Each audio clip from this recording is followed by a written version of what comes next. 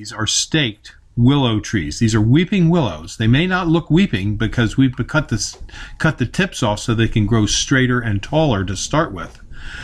We take the tips and we put these in the creek next to the field where we grow them, and we let those root out, and that's how we get new willows. It's very easy to grow. You don't have to buy a willow from us. But if you want a big willow, we do have them. Willows are exceptionally easy to grow if you have a wet soil. These willows will grow upright and then weep over. We sell them in various forms. We have them balled and burlapped, and we also sell them in large pots. If you need a weeping willow, give us a call at 215-651-8329. And if it's in the early springtime and you just want to try starting one yourself, just take a little bit of a branch, snip it off, and stick it in a muddy place right next to a stream and watch as it roots out quickly and forms a new willow tree for you. Other trees that you can do just like that also include pussy willow. Some of the viburnums will grow like that. And there are a host of other trees that you can root yourself. If you want to have more information on doing it, you can stop into our farm and we'd be glad to show you how we do our rooted cuttings. They're very easy to do, and we do sell them too. We sell small rooted cuttings and we sell large finished trees, and we do deliver and plant to many eastern U.S. states. You can call us at 215-651-8329 at Highland Hill Farm.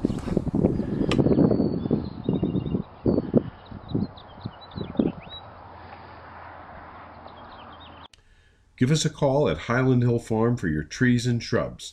215-651-8329. We ship from Fountainville, PA, Milan, PA, Lenoir, North Carolina, and McMinnville, Tennessee. Thank you.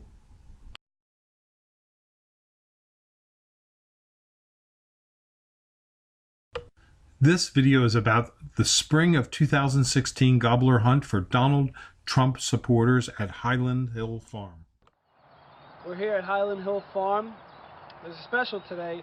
If you're a Trump supporter, you're allowed to come hunt turkey for free, as long as you wear the Make America Great Again hat. This video is not likely to get Democrats upset, and the reason for that is most Democrats aren't hunters. They want their food from food stamps. Second of all, most Democrats don't like guns, so they would never want to be caught on a farm hunting. And third, they wouldn't come to a tree farm where we sell trees because Democrats really want free trees from the government. So if you need free trees or you want free food stamps, call Barry at 202-456-1414 and ask to speak to the main man. He can help you with those problems. But if you are a Trump supporter and you have a little red hat that says Make America Great Again, for 2016 you can come to Highland Hill Farm and hunt turkeys for free. And we do have a lot of turkeys, and we do sell a lot of screening and buffering trees. So if you hate your neighbor, we can help you out too, because we have large, fast-growing trees that give quick screening and buffering when you hate your neighbor. Not many white birches are resistant to the bronze birch borer, but this variety, the white satin, does show good resistance to the bronze birch borer, making it an attractive substitute for a white birch in the landscape. This birch has a white satin bark, attractive foliage, and golden fall color. The parent originated from seed distributed by the USDA North Central Plant Introduction Station in Ames, Iowa. It was planted in the mid-70s and it survived other seedlings in the population, which were lost due to the bronze birch borer. The parent tree measures approximately 40 feet in height with 30 foot in spread, and it should be good for USDA zones 5 through 7. This tree is available at Highland Hill Farm, and as a comparison in this video, we shall also show you the Dura-Heat and the Heritage River Birch, which we also have available. In the field, we have thousands of regular straight species river birches available for your selection as well. You can call us at Highland Hill Farm at 215-651-8329. Thank you.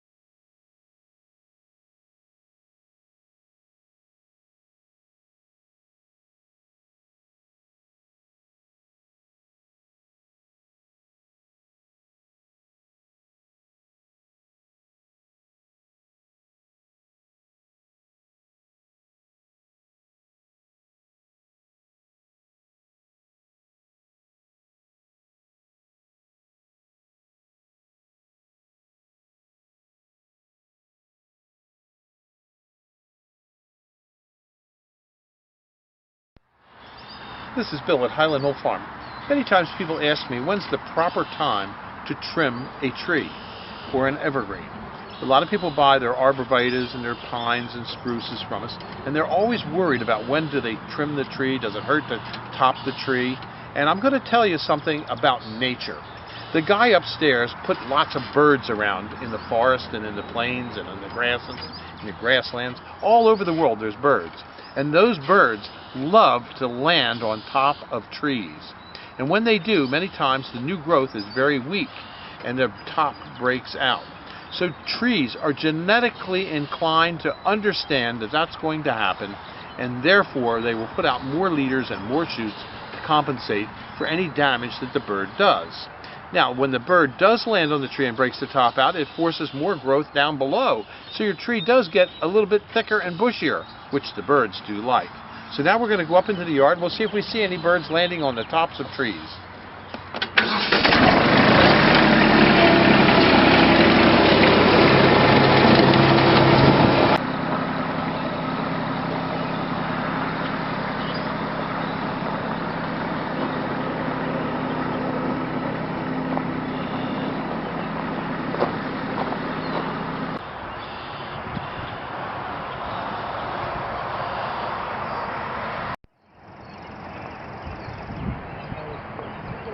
This is Bill at Highland Hill Farm, and today I want to tell you a story about Mother's Day. A couple days ago, a man came here looking for a holly for his yard. And when he was ready to pay, he said he also needed a holly for his mom. Now, this man was about my age, so I said to him, well, there's some little perennials outside the window here. Just take her one and tell her it's from Bill at Highland Hill Farm. And so he was very happy to get a free perennial for his mother, and I was happy to give it to him, and we struck up a little conversation. And here's the story of that conversation. This man's approximately my age, and he said that his mother was 89, and I asked him, oh, well then your father was probably a vet, and he said, yes, my father was a vet. I said, mine too. And he said that he really missed his father. His father died a couple of years ago, and I said, I also. My mother and father are both deceased, and I miss them both. And then he said, was your father in the Army? And I said, no, my father was in the Army Air Corps. And he was saying that his father was in the Army. And he then went on to say that his father was in the Battle of the Bulge and had been captured by the Germans and escaped.